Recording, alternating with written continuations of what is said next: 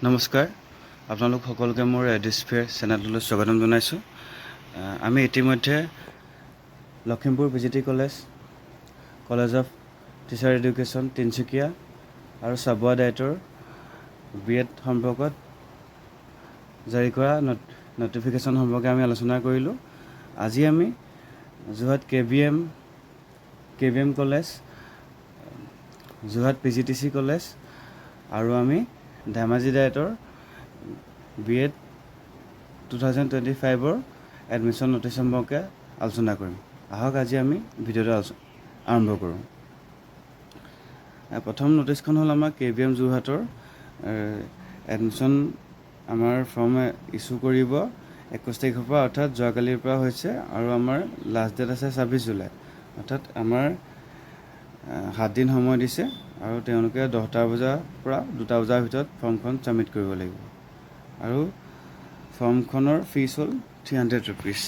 আপোনালোকে 21 তাৰিখৰ পৰা 26 তাৰিখৰ ভিতৰত ফৰ্মখন কলেজৰ অফিচত জমা দিব লাগিব আৰু এই ফৰ্মখন আমাৰ অফলাইন হ'ব। অফলাইন তাত কলেজৰ পৰা কালেক্ট কৰি পিনি তাত জমা দিব লাগিব। দ্বিতীয়তে আহিলোঁ আমি ধেমাজি ডায়েটৰ আমাৰ এডমিশ্যন নটিচ ওলাইছে ইতিমধ্যে আৰু ইয়াত আমাৰ এপ্লিকেশ্যন প্ৰচেছ কাইলৈৰ পৰা আৰম্ভ হ'ব, অৰ্থাৎ 23 জুলাইৰ পৰা।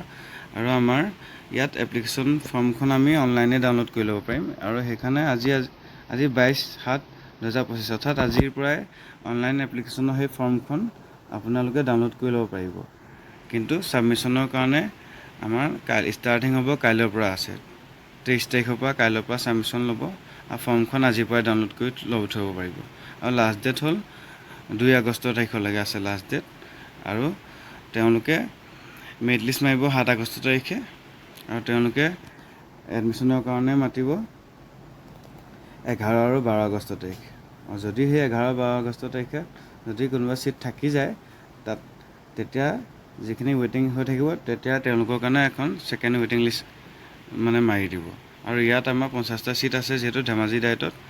আপোনালোকে এতিয়া গম পালেই নহয়, ধেমাজি ডায়েটত আমাৰ কাইলৈৰ পৰা ষ্টাৰ্ট হ'ব এপ্লিকেশ্যন প্ৰচেছটো আৰু ফৰ্মখন আজিয়ে ডাউনলোড কৰি ল'ব পাৰিব অনলাইন ৱেবছাইটটোৰ পৰা। আৰু সেই ৱেবছাইটটো মই আপোনালোকক তলতে ডেছক্ৰিপশ্যনত দি দিম, আপোনালোকে তাৰ পৰা ডাউনলোড কৰি ল'ব আৰু লাষ্ট ডেট হ'ল 2 আগষ্ট তাৰিখে, গতিকে মনত ৰাখিব। এতিয়া আহিলোঁ আমি, এইখন হ'ল আমাৰ ফৰ্মখন, মই অকণমান দেখাই দিছোঁ আপোনালোকক। এই ফৰ্মখনৰ মই লিংকটো আপোনালোকক তলতে ডেছক্ৰিপশ্যনত দি দিম। আহিলোঁ আমি যোৰহাট PGTC কলেজলৈ। যোৰহাট PGTC কলেজো ষ্টাৰ্ট হ'ব আমাৰ কাইলৈৰ পৰা, অৰ্থাৎ 23/7/2025 কাইলৈৰ পৰা আমাৰ আৰম্ভ হ'ব। লাষ্ট ডেট আছে আমাৰ 25/7/25লৈকে, অৰ্থাৎ আমাৰ 3 দিন সময় দিছে, 23, 24, 25 জুলাই তাৰিখলৈকে।